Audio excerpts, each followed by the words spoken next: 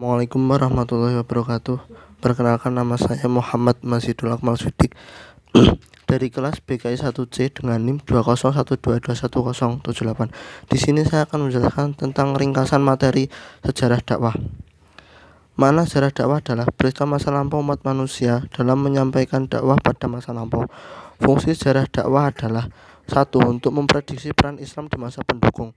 2. Untuk mengetahui strategi dakwah di zaman Rasul. 3. Menentukan sifat dalam dakwah. Sejarah merupakan peristiwa masa lampau yang asik dipelajari karena banyak pelajaran-pelajaran yang terkandung dalam suatu tokoh atau peristiwa yang bisa diambil manfaatnya. Misalnya, sejarah dakwah dimulai sejak sebelum zaman Nabi Muhammad SAW. Kita perlu menyontoh atau mempelajari dakwah-dakwah yang dijalani oleh nabi-nabi. Dakwah Nabi Muhammad SAW dengan penuh perhitungan dan strategi.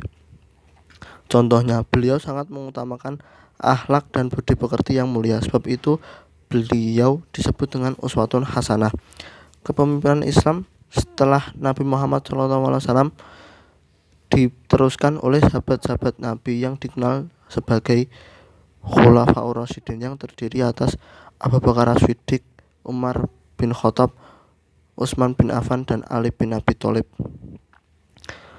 Keempat orang ini adalah penerus Nabi Muhammad SAW. Pemilihan kala itu dipilih dengan musyawarah, kata lain secara demokratis. Kader-kader yang baik jangan melihat dakwah hanya sekedar melihat di mimbar. Kita diberi tanggung jawab dilaksanakan dengan amanah. Menjaga amanah dengan sebaik mungkin dilakukan bukan hanya dengan lisan atau tulisan, tapi juga dengan tindakan.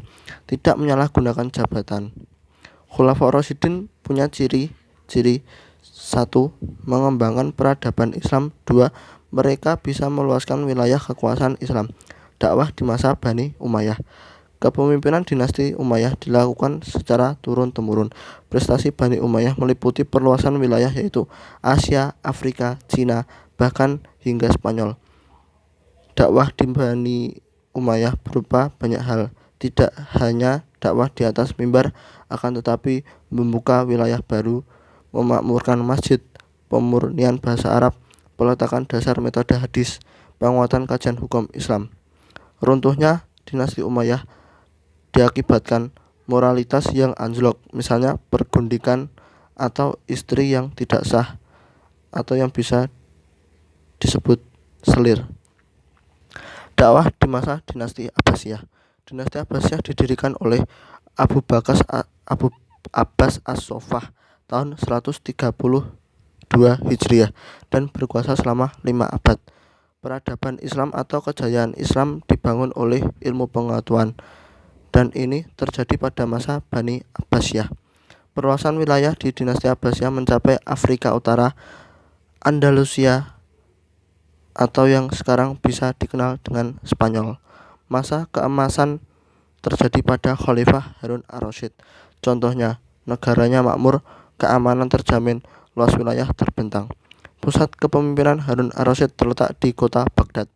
Tak kalah pentingnya yaitu Baitul Hikmah. Baitul Hikmah adalah sebuah tempat perpustakaan, laboratorium, dan tempat diskusi yang dibuat untuk mematangkan dan mempelajari ilmu-ilmu tersebut. Runtuhnya dinasti Abbasiyah dikarenakan kemerosotan ekonomi, konflik keagamaan, dan terjadinya perang salib. Dakwah dinasti Turki Utsmani.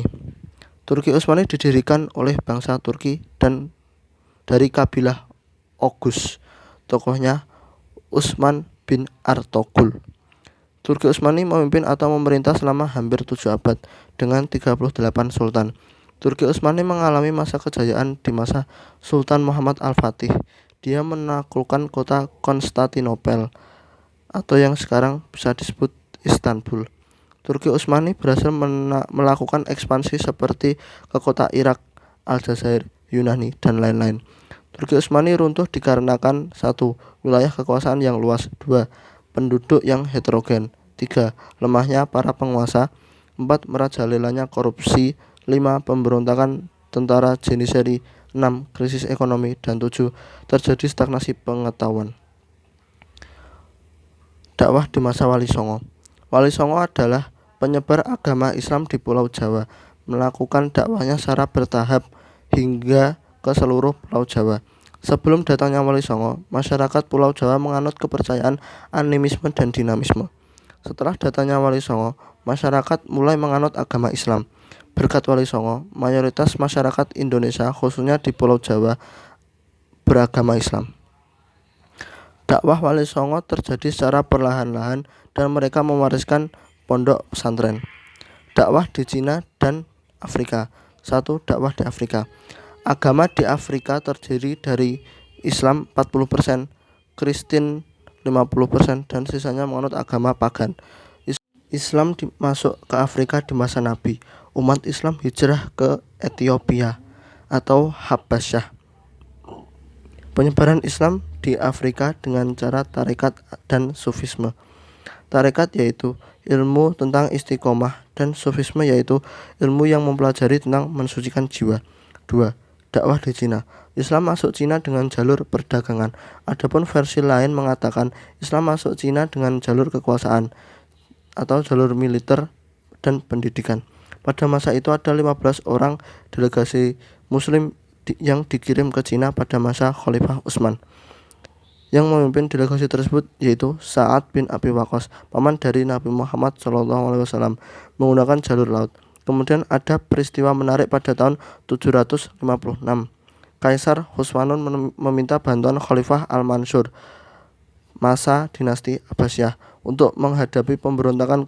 Kemudian Khalifah membantu dan akhirnya pemberontakan dapat dipadamkan. Dakwah di Amerika, Eropa, dan Australia. Islam masuk ke Eropa lewat Spanyol oleh panglima yang bernama Torik bin Yizad, dan sebenarnya banyak sumbangsih yang diberikan kepada Eropa pada saat Islam datang ke Eropa. Islam datang membawa penerangan di Eropa. Kemudian Islam di Amerika masuk lewat para budak yang menyebarkan Islam. Tetapi pada saat dihantamnya gedung WTC oleh pesawat, dan itu yang menjadi Islam di Amerika pecah dan terjadi fobia terhadap Islam. Islam di Australia dibawa oleh imigran Timur Tengah, dan di Australia imigran tersebut diterima sangat baik dan penyebaran menjadi cukup mudah di negara Australia. Sekian penjelasan materi dari saya. Bila ada kekurangan atau kesalahan kata, saya mohon maaf. Wabillahi taufiq wal hidayah waridha wal inayah. Assalamualaikum warahmatullahi wabarakatuh.